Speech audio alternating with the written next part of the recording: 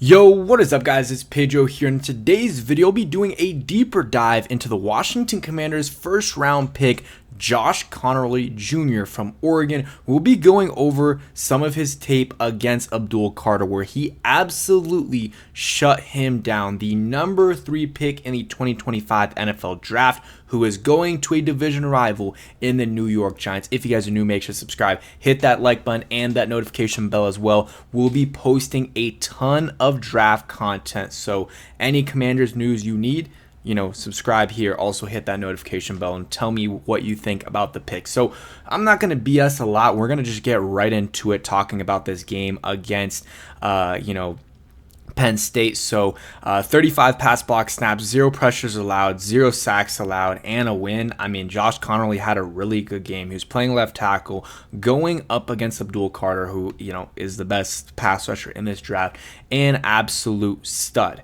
And I think is a great pick by the New York Giants, by the way. But yeah, Josh Conerly is coming to the Washington Commanders and will likely be a right tackle. Played all of his games at left tackle. I believe he had like 2 total snaps in his 3 years in college at right tackle. Can also play some guard. There's still some things to figure out, but let's get right into it. So I'll go ahead and show you guys the clip from the game against the Penn State, and yeah, let's go right into it.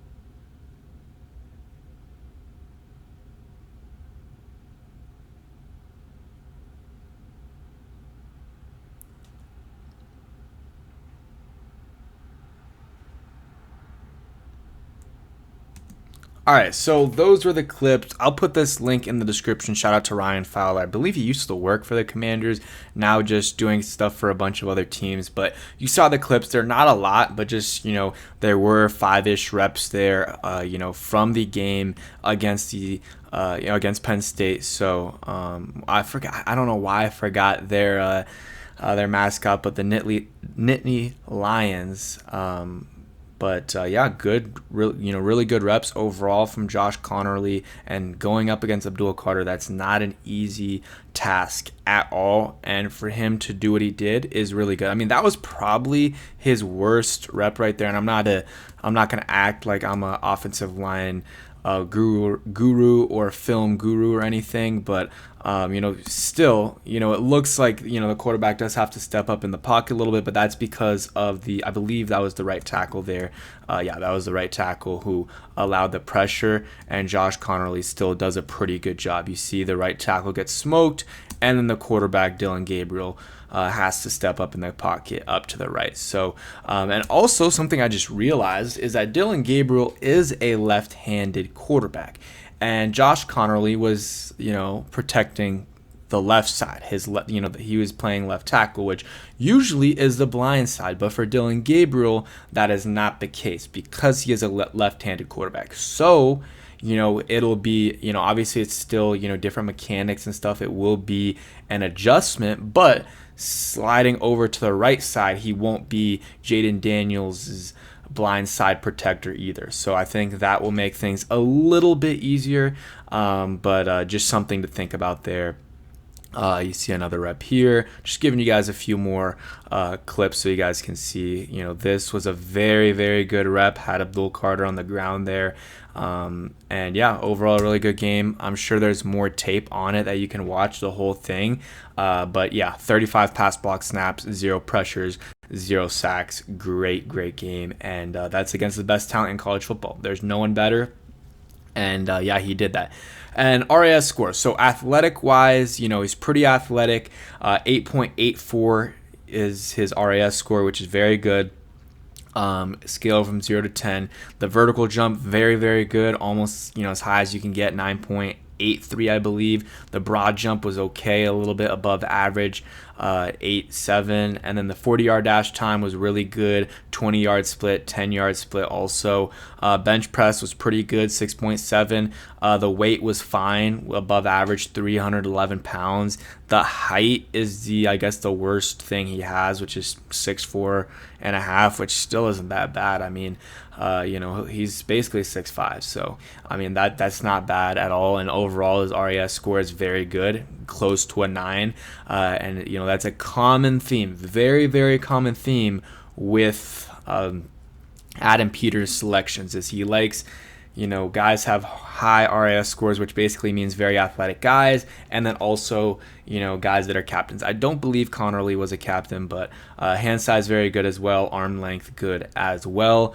Some other things, he allowed 1 sack in 2024, over 500 pass blocking snaps. Very, very good. One sack, just 1 sack the whole year. I believe 2 sacks in his 3 years of college football. That's very, very impressive. I mean, the first year he wasn't really starting. I don't know if he got any offensive reps, maybe some as a reserve. I saw the bio said a lot of special teams work, but for only 1 sack this past year is very, very impressive. Very young. Also, he's 20 years old, hasn't even turned 21. I think it's like the first Commanders prospect that I'm actually older than, so crazy there. But yeah, he is 20, I believe, or 21, but I think he's turning 21 very soon. So still young, still can develop. Let's see, any other stuff I want to talk about. Let's go ahead and go into the projected offensive line for the Commanders, which, is looking really good right now. Is looking really good. So let's go here to Mason, who did have the Commanders' projected offensive line. So this is with a healthy offensive line with Cosmi in. So Tunsil, Coleman, Biotish, Sam Cosmi, Josh Conerly. I love that. You have Larry Tunsil's going to be good for another few years. Coleman, who I think will be good inside. Biotish is a stud. Cosmi's a stud. And then Conerly hopefully will be a stud. There's some variations here. Let's say Cosmi's out. You have Coleman at left guard, and then you probably slide Wiley into right guard. That's a possibility.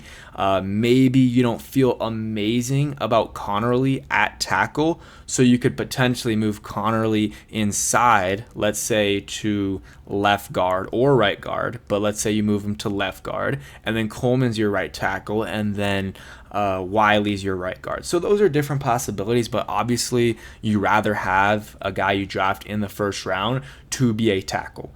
And I think that's where they're going to try Josh Conerly at first. And if that doesn't work out, they'll move him inside. And Coleman can at least play okay at tackle. Is he a stud at tackle? Not necessarily, but he can at least play, give you decent play there at the offensive line. And that was in his rookie year. He played okay. There's at times he played really well. At times he played pretty poorly, especially in that first half of the Tampa Bay Buccaneers game. But, you have a little bit of a baseline there. So I think ideally start Conerly out at right tackle. If that doesn't work out, move him inside to left guard, and then you move Coleman to right tackle, which, I think he could also do. So just some things to consider there. But I don't love the pick, but I think overall it's a decent pick. You can't complain. I'm going to keep saying this. You can't complain about protecting your biggest investment, which is Jaden Daniels. So you get a good tackle prospect. I didn't talk about it in my video that I posted basically a live reaction, but a few minutes after the draft pick, about Josh Simmons, who, a lot of people had over him, but it is what it is. They clearly liked Conerly. They said, earlier, well, they said it in the press conference, but they were talking about their thoughts going into the draft, and they said if Conerly was there, they weren't going to trade back. They did get calls, so that is interesting. They really liked him. They didn't want to trade back and risk him not being there, so they clearly really like him. They clearly think he has a lot of potential. Cliff Kingsbury really liked him. Stopped by Adam Peters' office. I don't know if it's today. I guess this is already another day, but it was either yesterday or a few days before that, and he just stopped by, wrote a note saying, stop by to say, please take Josh Conerly, offensive tackle out of Oregon. So the offensive staff really likes him, and, overall decent pick, and we'll see. Seems like a really good guy from Washington, played at Oregon.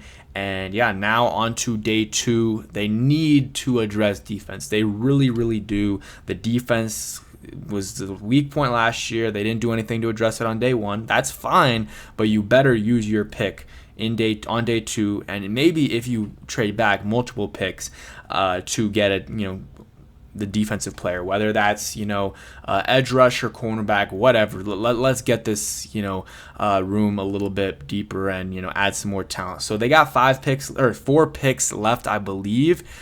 So I would say 3 of those guys got to be defense. I would say 1 running back. I mean, the thing is, I wish they had more picks. I wish they had more picks because you still could use a wide receiver, a running back.